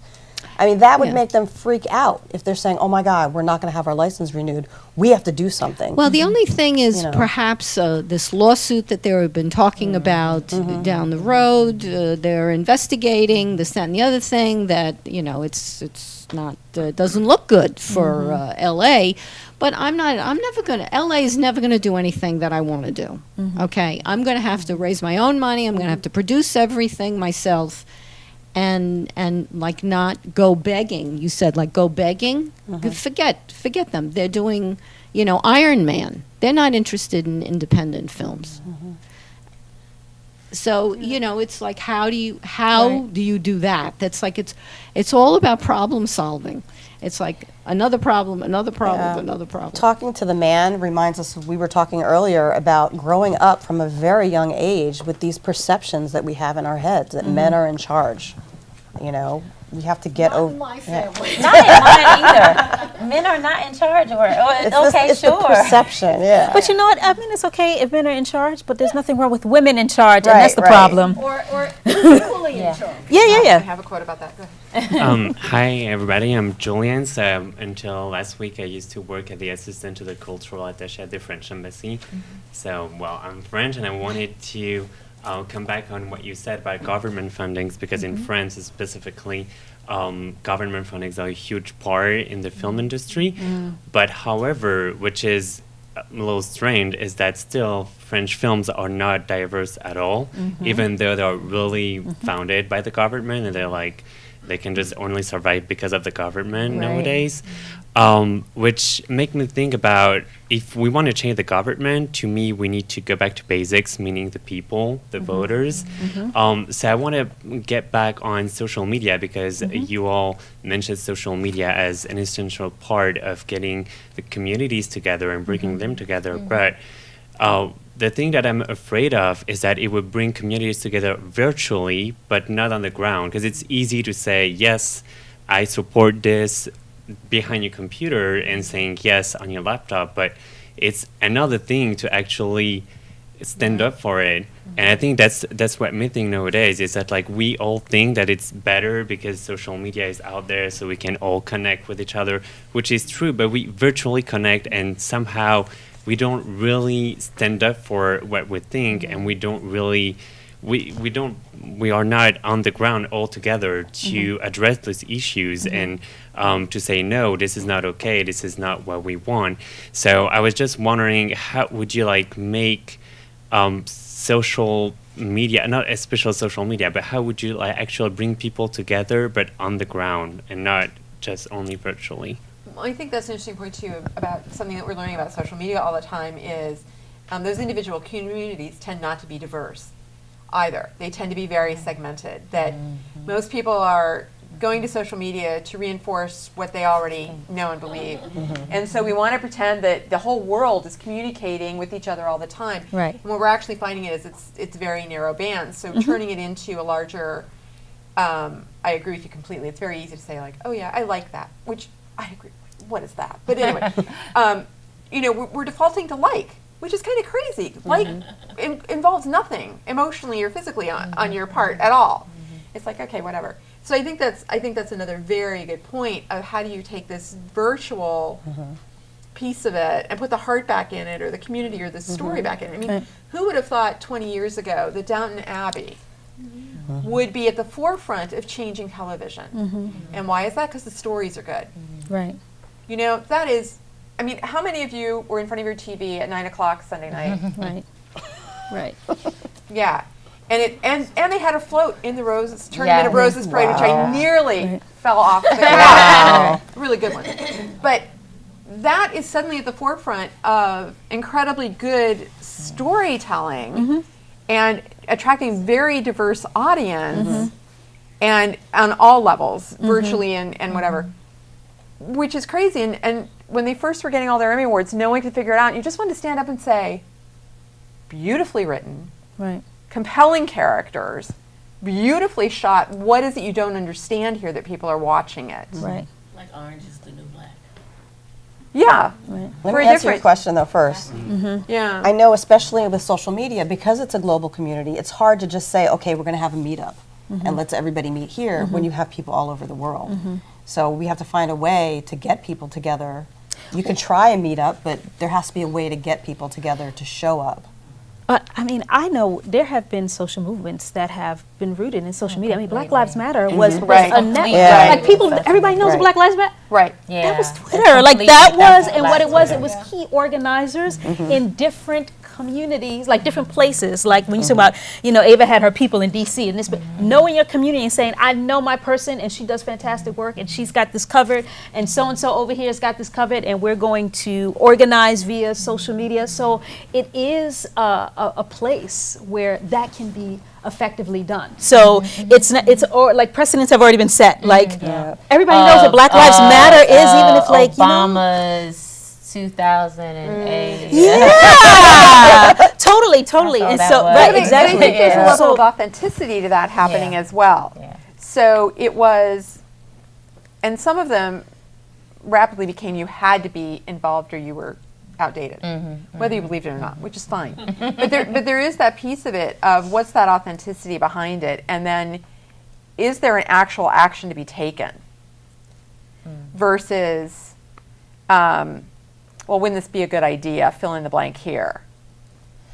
You can't turn that into a social change campaign. Well, we look at all the networks that are based here in the DMV. You got PBS, you got Rita, you got BET. You have BET, you have CCTV, which is Chinese TV. You have TV One. You know, local businesses are not demanding business from them. You know, Maryland gave Discovery $1 trillion to come to downtown Silver Spring. And, you know, they're hiring more British directors than they are American directors. And how many are they hiring from D.C.? You know, BET, you know, I hear directors saying they're getting work from BET and now New Centric, the network for black women, or TV One, because you have people who are over programming. So directors who, you know, have done zillions of movies or what have you, who couldn't get them from the major networks, are now getting business at these. But I'm saying groups like Women in Film and Video, or local chapters of WICT, or ITVA, you know, need to stand up, like folks in housing, or, you know, getting those McDonald's workers who want a $15 minimum. You know, these creatives are not standing up and demanding. Can you, Tanya, can you talk a little bit more how you see this from the labor perspective? Because I feel an opening right now, and I want to know how it sees. I think Occupy really changed things in this country. You know, and people started seeing themselves as the 99%, and we have to fight against the 1%. I think that taught a lot of young people how to stand up and protest and make their voices heard. You know, it may have started out where, you know, there were complaints in the very beginning saying, oh, well, they don't have a list of demands, they're not organized. And I said, you know, this is just beginning. They're still getting their footing. And then when it got together and spread across the country, I mean, look around the world with the Arab Spring. I mean, protests were popping up all over the place. So I think, and then you even have older Americans who are remembering the protests from the 50s, the 60s, the 70s, joining with young people, so it became intergenerational. That's where I think we have to continue making a stink about it, making our voices heard, creating pressure. Because if we don't make our voices heard, no one will. And I mean, that's the whole point of a labor union, is to give ourselves a voice on the job, to get respect on the job, safety, to be representative. I've worked in represented newsrooms and non-union newsrooms. And in the non-union newsrooms, we didn't really have a grievance procedure. You know, we could go complain and go into the news director's office, and then it would stop there. Nothing would get done. And it's completely different in the representative newsrooms, because you can file a grievance. You can have somebody sitting there with you to talk to a higher up, and that is documented. You know, so I think there has to be a way. I'm all about creating pressure. Because this idea is brilliant. Yeah. And like, Thanks. obviously they're the strategist Yeah. for a reason. You know, I'm coming up with, because we know the problems, but we don't, but I need more solutions. It has to be an organized effort, an organized collective effort, where we can be in communication with each other. We're in the communications industry, and we do not communicate enough. You know, we have to communicate better. Well, you haven't quite brought this up, but I think it's something that we should be talking about in this setting as well. There's been a lot of discussion. This isn't quite the pay scale I want to talk about, but actors being paid differently based on their gender, basically. And very interesting discussions that have gotten more broadly. And then I get more impressed with Jennifer Lawrence every day. I'm kind of getting a crush on her, who wrote a very direct and honest essay, which was, I'm responsible for my being paid less because I don't negotiate the way I should. And all these people were like, well, where's her agent on this? And I actually valued that she said, no, I'm responsible for this because I want to be liked. Oh, that's right. And we see that happening. I see that happening over and over and over again with all the people I work with on a regular basis. So let's get back to how many slices of the pie are there, or are we trying to raise all the boats? You can always find someone who's going to underbid you. So you can let them keep underbidding you, or you can let them know why they should be paid what they're worth. You know, you can, it will be harder to not pay Jennifer Lawrence, who, let me tell you, is the reason my son took me to American Hustle, not Christian Bale, and certainly not Bradley Cooper. It will be harder not to pay her, and I think she's stepping up a little bit. But we also have to take responsibility for that. And the EEOC research project right now is going to be very interesting. Hopefully what they'll find, to be honest, is these laws are actually on the books. Nobody is enforcing them. See? There has to And be we're pressure. not standing up for, no, wait, there's an enforcement mechanism that can happen here because, oh, I want them to like me enough to hire me next time. I actually don't have this job for people to like me, which is good because that wouldn't work very well. But if that's the main reason you're doing what you're doing is so that somebody will like you, you're probably not doing the right work. All right. And it's not just, I want to get my bigger piece of the pie. How are we modeling the behavior we want to see? And that's something I would like all of you to start with, and then to really go around the room. What's the one thing you would like to see modeled, or that you want to model, that would start to change the perceptions in the discussion? You know, the thing about Jennifer Lawrence is she has a lot of power. She does. She can walk away from a job where somebody's begging her, please be in my movie, we want you. And if it's not the salary she wants, she has the power now to walk away, and she knows that. Now, it's easier to walk away when you're making millions. It's not so easy when you're trying to put food in your fridge. You know, so you have to balance it and find a way. Well, interestingly, she's actually called back to, she's still the poor little girl who can't walk away from a job. And that's another reason she doesn't negotiate, because she grew up without but wanting to do that, and it's in her mindset. Which, again, I'm honored that she's sharing that about it, because then it's like, well, I can start to behave that way or not. So I think that's another interesting discussion, and there is that, do women negotiate as well?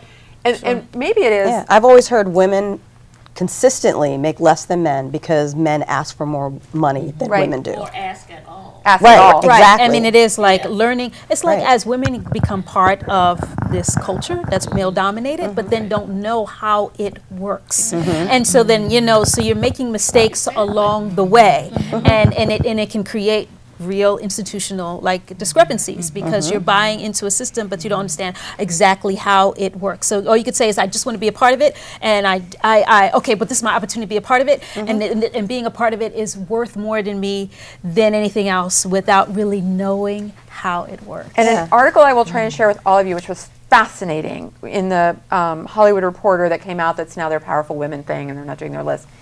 One of the stories was Ellen Pao, who went to, I want to say it's Digit, but that's not the name of the company. And basically they realized people were not consistently good across the company negotiating for salaries, but that was the way they did it. So they decided to say, we're going to structure what the salaries are. This is what you're paid, and it's based on value and what we want to value at. No one's negotiating for their salary anymore. Was it by position?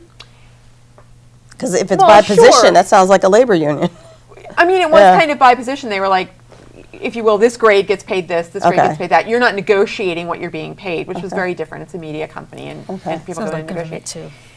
A little bit, not quite so much. But it was fascinating that they got pushback from it, particularly from people who were good at negotiating or thought that they should be negotiating and didn't know how to do it. Right. But they started to change the culture of that company, which is we value all of our workers, and we want to value you for how we want to be recognized for what we're compensating you for. This has not gotten wide usage across companies. But it's interesting, and it's that part too of I try to start conversations when I can actually pay someone for their work, not with this is what I can pay you. Right. What is your price? And I can't tell you how often I have to talk people up to say, you can't actually do it for that price. Right. Yeah. You can't pay your taxes that way. Right. You can't do this. Right. And working with people to actually have them paid what they're worth. There are too many people that accept the line where they say, oh, the job pays $45,000. And they say, okay. Well, no, it's not okay. Right. Don't accept when someone's telling you this is what the job pays. But it's also, I'm just playing angel's advocate, devil's advocate, depending on what people know. I mean, we're living in a time that's very economically challenging. And so it's like, I want this job. I remember the last job, I always, even people that I mentor, I go, always ask for more money, you got to practice negotiating. Even if you know they're not going to give it to you because they don't have it, practice negotiating. And I remember one of the last gigs that I endeavored to negotiate, the way they determined people's salaries a little bit like this, and it just didn't make sense a little bit to me because I was just like, wait a second, so what I bring to the table in my experience has no value, this is just the level that you bring me under? And they're like, well, if we had a lot of people, the thing is we had a lot of people applying for that position. I was like, yeah, but you chose me because you think I bring the most to the table. So you're saying, and then it was just this whole like bureaucratic mess that in order to justify that I was like, you know what, it's not worth all the work that I have to put into it, but it made me go in on that gig like I'm going to perform at this level. This is what you're going to get from me, and the other part I'm going to invest in myself. So it's just like That's a good negotiation. Well, yeah, I mean, part of me is just like, I know that I can get everything that you're asking from me, guess what, I'm gonna instead of functioning on 110, which I would, I'm going to function at 80, or I'm going to function at 110 for 50% of the time of the job. The other 50%, I'm going to be doing some other work on your time, but doing it that way. But that's just, it's just like there's only, I have to negotiate that for myself. But I think about people who either want jobs because they want to get ahead in their craft, they love what they do, or they have bills to pay. And what's hard is like if you feel like there's a lot of people vying for this one job, if it's offered to you, you may feel very compelled to take it because you feel like if I don't take it, I always encourage people to ask for more money. Just ask for more money. All they can say is no. All they can say is no. Sorry, boom, boom, boom. And I've done that before, where I realized there's nothing I can really. I've tried, and I've practiced, and now I just need to make my decision. I think maybe I'll start with something I want to model, which is I'm really tired of the perception that it's really sweet you want to make your movie. That's good. And you'll just do it because it's your passion project. Right. So that'll get your first movie made, maybe. it will not get your second and your third and your fourth. Yes. I want to start changing that conversation because Yes. no, I'm not creating this story that you need to hear just because I can't stop myself. I'm creating this because it's a valuable story. It needs to be told. It needs to be told more broadly, and there is a value to creativity. So Right. I want to start modeling that. Right. Right. On that note, one of the things that my partner and I agreed upon was everybody gets paid. Nobody is doing anything for free because everybody has value. Right. Okay? So, but there are a lot of people who will do it for free. Yes. Okay? And this deferred stuff makes me crazy. Yes. My father was like a shop steward, okay? And it's like this notion that, oh, it's okay, I'll do it for nothing, means you're nothing. And we can't do that to people. Right. It's not being respectful of their essence, Right. you know, and what they bring and what they're bringing. I would not be able to make my film unless all these people showed up. I have a responsibility as a producer to feed them, make sure that they're safe on that set, and that they get paid. Period. End of story. There's a better chance they'll show up if they get paid. Well, guess Big what? time. The next time they're going to want to work with me. Right. And I won't have to say, oh my God, where am I going to get a cinematographer? I bet you this girl Violetta, who now is in Europe, would come back and work with us because we had a good experience together. Right. And Yeah. that's an important mindset that you have. But it's just that everybody doesn't share that mindset. That's just like No, they don't. Yeah, it is what it is. And it's interesting Yeah. because what I found is that in this field, and in a lot of fields, is the people who persevere to the end, and then you wind up, there's this like, I don't want to say creme de la creme, but it's the people who've been able to persevere through all of that reach a point. But it can take a while. And it's like, how much do you have to persevere through to get to that point where you become recognized and respected and are able to do your craft without all of the extra. And the other thing I wanted to say about Jennifer Lawrence was she was in Winter's Bone. She probably made like nothing. And, you know, I mean, but she just wants to work. Right. So I really doubt it's about the $25 million salary for her. Well, she actually said that too. She's like, it's really hard to negotiate when you don't need the money, which is true. That is absolutely Good true. for, you know, it's great you're in that position. But she's not- I want her to figure out what she can do with that money she doesn't need that benefits other people. Yeah, she can put it into That's the mentoring conversation I wanna be having programs, with yeah. her. Well, that's what I was going to say. How do we get to Jennifer Lawrence and say, okay, hon, how do we, you know, Do some mentoring. let's do, like, I mean, she's only 25, if that. No. Anybody? Are we going doing our thing? I want to know what you would model, what behavior you would model. Can I say something about negotiating before I say what behavior I would model?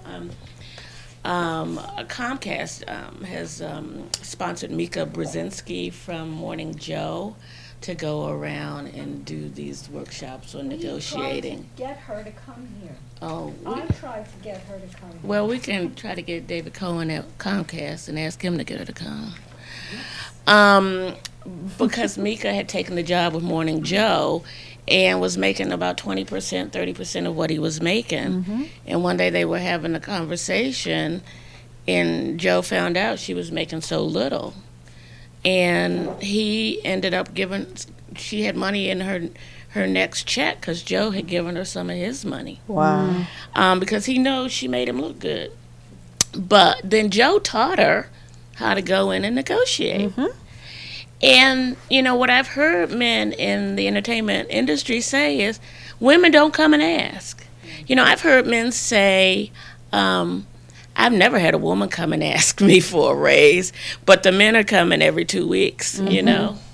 So anyway, I just wanted to say that. I'm going to be a bit authentic because I'm trying to do more of that this year and say, I need to be more courageous for myself than for others because, I mean, I have 2 people who I just helped to get jobs that started this week. Thank you. Yeah, right. And actually, the young woman, they gave her one number, and she called me and said, "Okay, your friend only offered me this," and she said, "I said, well, you need to go back and ask for this," and she said, "Okay, I don't have a problem with that," and she went right back. Mm-hmm. Now the older woman who started a job is taking it for much less because she doesn't have that moxie. Right. But that said, I help people a lot, and so I have to work on my courage to help myself more. What do you mean by modeling? I don't understand what you meant by that. What's something you would like to see changed, and how do you want to change it? You mean in the industry or personal? I don't care. Because they'll probably overlap. I think the mindset that needs to change is the fact that white audiences will not go see black films. And I think that is completely untrue, and that there is that mindset at a higher level, whether it's at television or whether it's at film, and that advertisers will not come to television if we don't have that, or we cannot get the audience that's in Paducah, Kentucky, or Des Moines, Iowa, and people will come once there's a great story and there's great characters, and so that's what we need to see, more of that mindset change. Totally get behind that. Hi, everybody. My name is Asante Bean. And the thing that I would like to model, which is the mindset that I think people should have, is I'm just going to echo like knowing your value and knowing how to articulate what you're worth. Right. I'm a recent grad and I studied film, and so that's what I'm really working with is like, okay, I know there's this expectation that like people will work for free at first and like working your way up and paying your dues and all of that, but how to balance that with knowing my worth and knowing that I do offer value to, the organizations that I'm working for and being a part of, and how to ask for help in learning how to negotiate that. So that's what I'm modeling.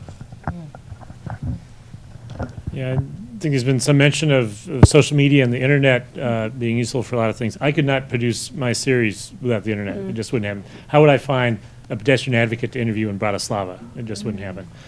Both the production side and the distribution side, getting people to watch it. So, how can we use the communities on the internet to accomplish more things? Hi, I'm Rita. I'm a filmmaker, and I would like to be also producer. And I'm new here, and I have a controversial issue. I keep hearing about diaspora, and I would like to know what that means exactly. Is it really true that colored people want to be inclusive, or is there this majority that wants to pursue diaspora? Could you spend some words about that? I don't know much about it. Diaspora. Division, separation. Diaspora. I don't know how to pronounce the word. But I don't understand the question. I don't think it's the word I think she needs to know. Define diaspora. I know that's kind of right. Like everybody's a diaspora. No one is anyone indigenous American here? Yeah, no. I mean, diaspora is a migration of a large body of a particular culture or people that then tend to. I mean, it's the Irish that came and settled in New York, and then Chicago, and then whatever. It's the movement of African Americans from the South to Detroit. During the Germans in the Midwest. I actually find knowing where the diasporan communities are one of the best community builders any independent filmmaker has. Can I give an example of that? Yeah. I had no clue that the individual who invited me to speak this evening was actually from my mother and my grandmother's hometown of Macon, Georgia, and Milledgeville, Georgia, and I talked about Diane Reams doing a rebroadcast on my birthday, New Year's Eve, on a biography about Otis Redding. And so most of the time before we actually started the session, we just went on and on about Middle Georgia. So that's diaspora. We're all kind of moving around. I think also, and I'll try and give an example that may also help. It's like when people talk about like the African diaspora. So you think that people all came from the continent of Africa, and then through the slave trade, they went all different areas. And so where they went from, that's the diaspora. So you have people who went to the Caribbean. So you would say Caribbean people are part of the African diaspora. So, you know, you have it's people. a double, Right. you know, it's so many because I was diaspora. I was like But that's an example. double diaspora because I was a black person in England, and Right. even though everyone grew up watching Michael Jackson and Michael Jordan and Oprah Winfrey, when I was pregnant the first time my son and the second time my twins, I ended up being in a totally different section of hospitals and centers and all these different things because when you fill out the form, are you South Asian? Are you black? Right, this? right, Are you right, black? I was right. always black other, black other, Other. black other. And I would sit in front of a nurse or a doctor or midwife. You're black. Yeah, I'm black. I'm from Washington, D.C. Right. Okay, but where are your parents from? Well, my mother's from Macon and my father was from West Right. Virginia. No, but really, where are your parents? Well, do you want me to do And why do Alex you- Haley? Right, right, right. What are you talking about? Why? Maybe this answers your question. Yeah. I am black like, I shouldn't say Bill Cosby. I'm black like the, you know, you've been watching us your whole life on the TV. I'm black like those people you saw. I'm black like Beyonce's black. No, but where you really from?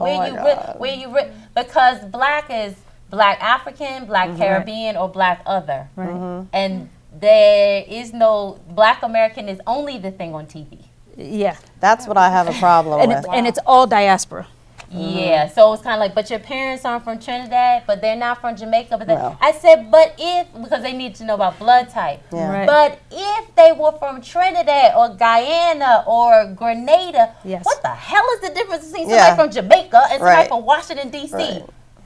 Right. It's the same. Right, right. And why do you have to answer that? Well, it was you know? a blood thing. I was like, it's the same. Indigenous, African, European. Okay, call me Jamaican if Right. that's what you need. But I'm really Right. from DC. But that had to do with Yeah, their that's- own cultural Right, construct of right, what right. was and trying to figure it out. as if black people came from Jamaica. Right. Well, they do have the We'll let you speak. Yeah. We'll let you speak. You all understand what Yeah. I'm saying? Okay. Yes, yes, yes. Okay, I kind of got lost in the translate. Write everything down. Right. So I just want to I like what we talked about negotiating salary. I wish we could go stay on this for a long time. However, I am that 25-year-old millennial who's, you know, too damn old to be an intern and too broke. Yes. And I'm battling in, you know, admin with someone who's working there for 20 years, and they're kind of intimidated by me because I will work for free because I need to get my foot in the door. Right. So I'm that, you know, anxious person, and, you know, I watched Mad Men before I got here, so I'm like on my Peggy rant right now. So excuse me.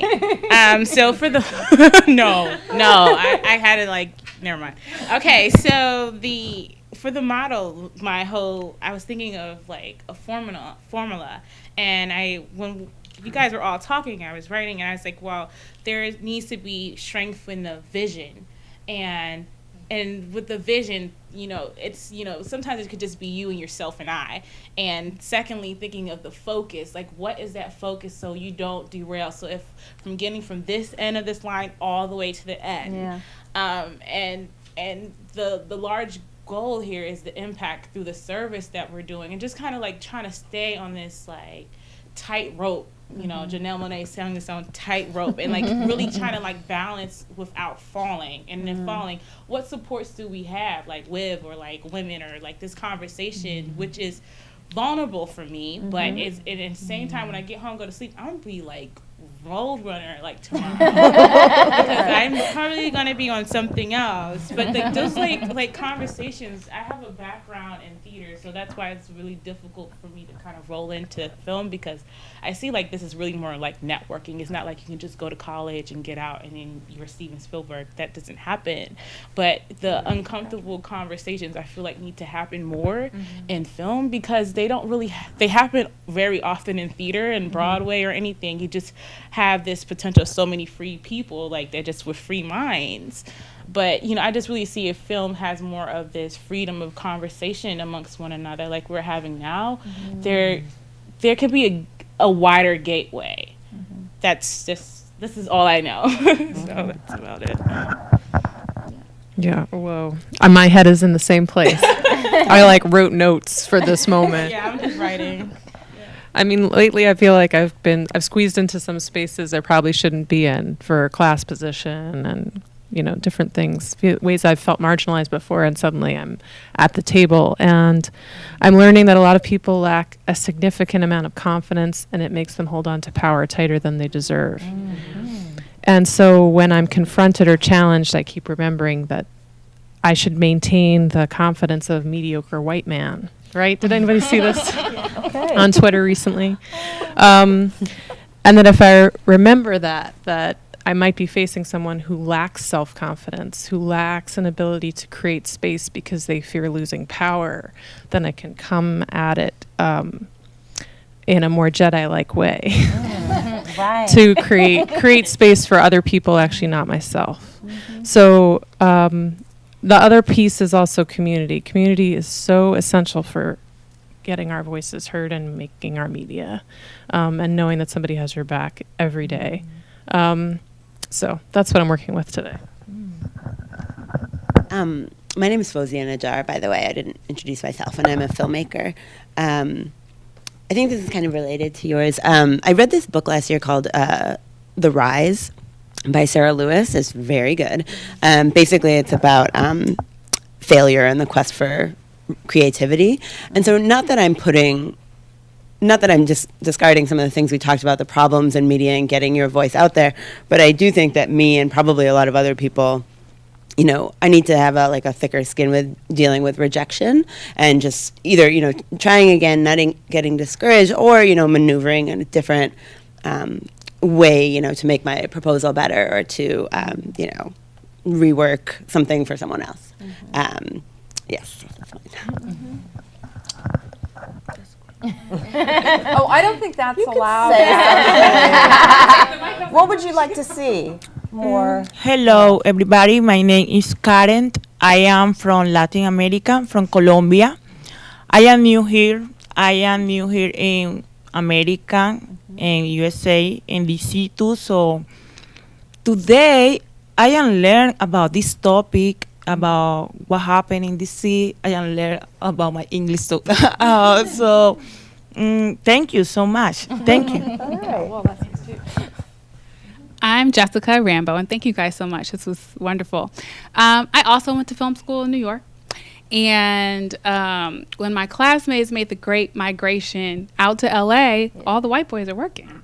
Yes. And it's kind of like a inside joke in our class, like, oh, the white boys are working. And we were all in level playing. Everybody's working, everybody's filming in film school, and it's all like level playing ground. But all of a sudden, like, they're the ones getting the agents, and they're the ones getting the managers. And I get calls and texts and emails like, Jessica, what would a black woman say, blah, blah, blah. Wow. And...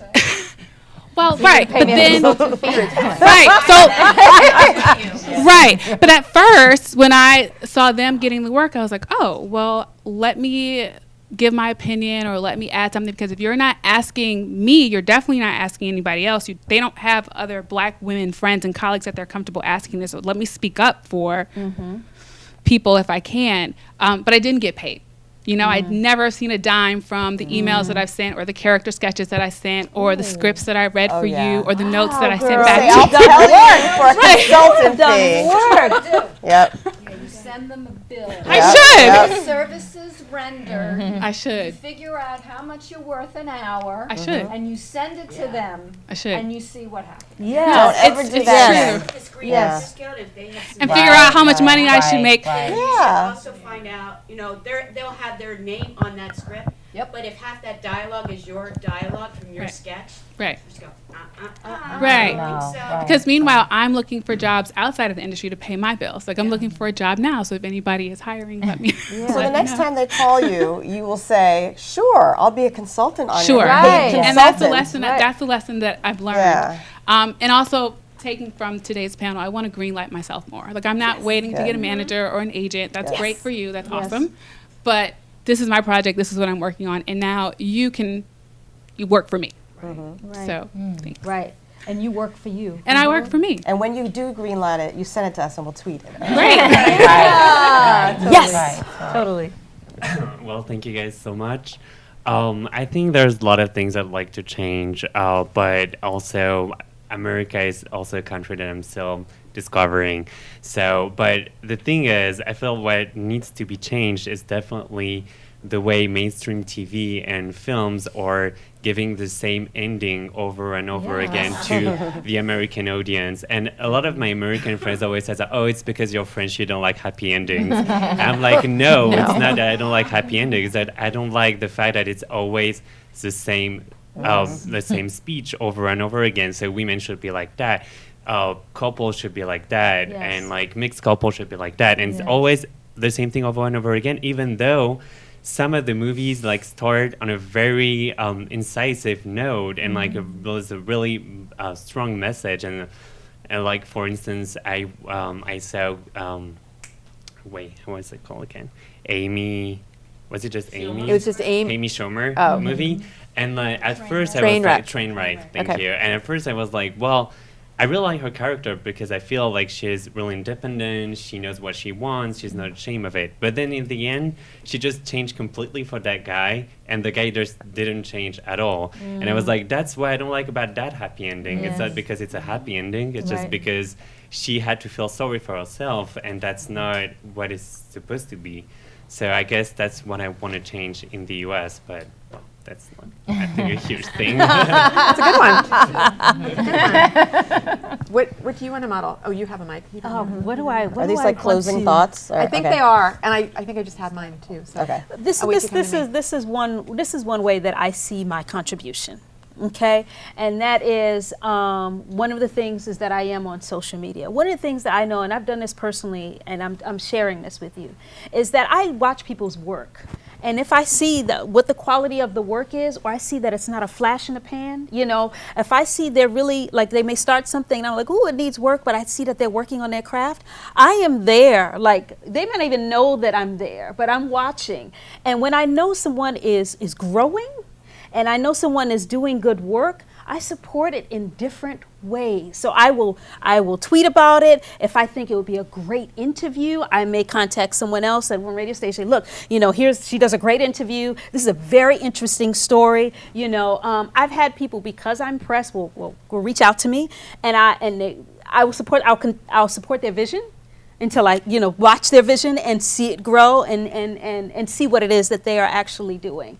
And so that's one thing that I do. And I think that if there are various ways that we can really consciously think about what it is that we can do to be inclusive, that is doable, you know, and I mean, that's one of the things that I try to do.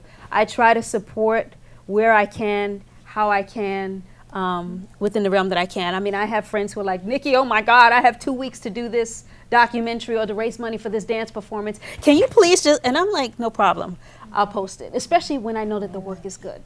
And so I would just encourage everybody to continue to pursue their craft and strive for top quality, you know, and to develop your voice, and that we are entering a time where the paradigm has shifted, where we really have to think in terms of entrepreneurship, and that systems like social media help that as well. I mean, when I think about Issa Rae, I would have never discovered her if it wasn't for social media. There's so many things, like they have like Black and Sexy TV, which I haven't checked out yet, but I realize it's another venue that people are creating. And Issa has her whole production company where you go online and I could see who some of her other friends, what kind of films they're making. I can decide whether I like it or I don't. But take a look at what's happening. Sometimes it requires us to get out of our regular comfort zone, what we're accustomed to looking at, and going ahead, if you haven't seen Downtown Abbey, you know, just go ahead and look at that and see what you can be exposed to and what else you can support outside of your immediate circle as well. And in the process, you expand your circle. And you may find a gem in that other circle that may come and be exactly what you need to take your project to the next level. So. Okay, now that I've had time to think about it, I definitely want to see more mentoring programs. I was part of a mentoring program when I got out of college up at WCVB in Boston, where I spent 10 months in a newsroom following people around in editing, in producing, and writing, reporters, and by the end of that program, I was able to report for 3 months in Boston in that market. So I definitely want to see more mentoring programs for everything, producing, directing, whatever. I also want to, you mentioned NAMEC. I went to a NAMEC event, and it was at Discovery, and it might have been 10 years ago. How long has Grey's Anatomy been around? Probably 10 years. Okay, it was when Grey's Anatomy had just come out, and I asked one of the panelists, like, how long is it going to take for us to see a multicultural cast like this as mainstream? And they were the ones that said, with the next generation, which 10 years, that's not like a next generation yet. I would like to see more Shonda Rhimes. You know, I want to see a multicultural cast, and multicultural does include white people. I want to see black, white, Asian, you know, LGBTQ. I want to see disabled people. We're seeing, to be honest with you, 20 years ago, you didn't see a lot of people in wheelchairs in movies as main characters. You know, 20 years ago in commercials, you didn't see two men adopting a baby in a commercial. You didn't see an interracial couple in a commercial. So if you're thinking back, things are changing, and it looks like things are getting better, and in a way it is, but it's not enough. It's not keeping up with where it should be. So keep the pressure on, speak out, and I know you have to pay the bills, but just hang tough and just try to like stand up for what's right.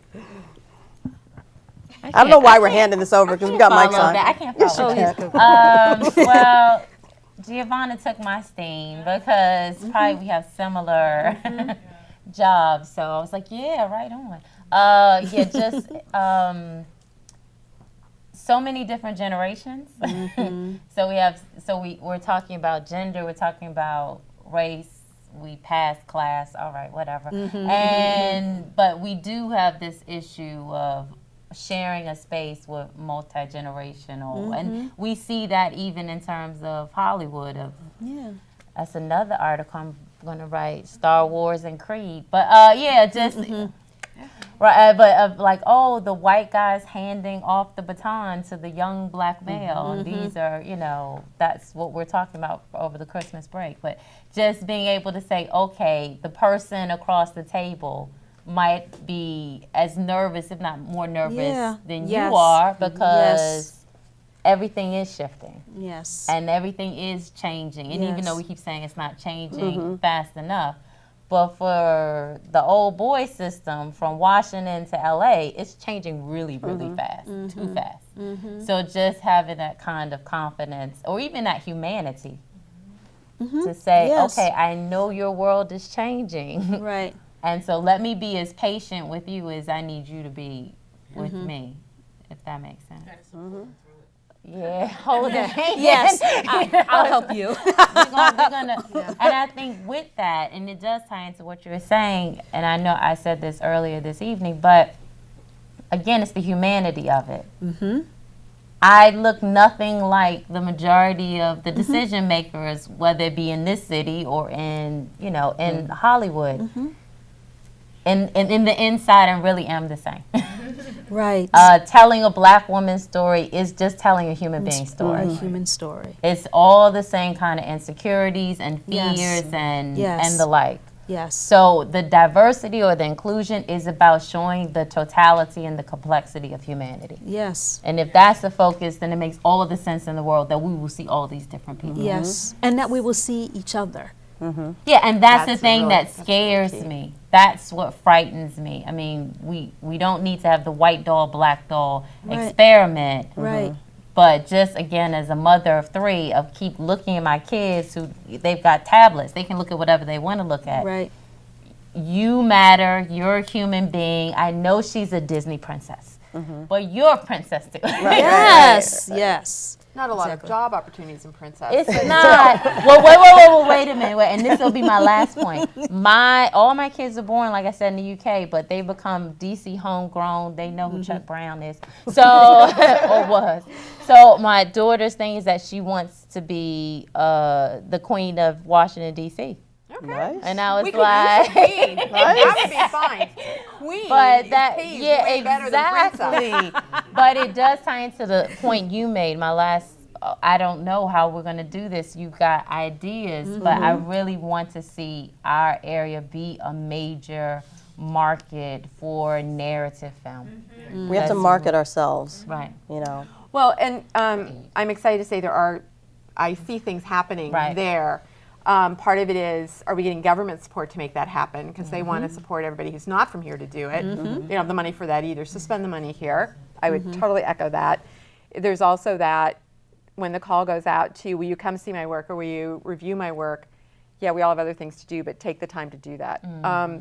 I want to thank everybody for tonight who made a lot of changes happen. This is a very exciting program for me personally because we deliver a lot of programs across the year. And as far as I'm concerned, this is the one that I want to set the tone for the year, that these issues come up, that we're aware of those pieces. And I think embracing change is something you can either steer the boat, because change is going to happen. You can either steer the change or you can be trying to keep your head above water about it. Right. You've got all kinds of options of how you participate in change, but pretending it's not going to happen is not a good option. And the last thing is something that I still have to put on the car, which I want to change the first word now to people. But the expression is people who want equality lack ambition. And I'd like you to actually think about that one a little bit. It's like, I'm not actually looking for equality anymore. I'm looking for that story, that piece, that whatever. Equality is someone else's metric, and it may have nothing to do with what you're trying to accomplish. So think about that one every once in a while this year is people who want equality, because it does say women who want equality, but people who want equality lack ambition. And I think that should be our watchword for the year. So let's be ambitious and let's embrace what we want. And thank you all for tonight. And we'll be seeing you often, I hope, across the year. That was fun.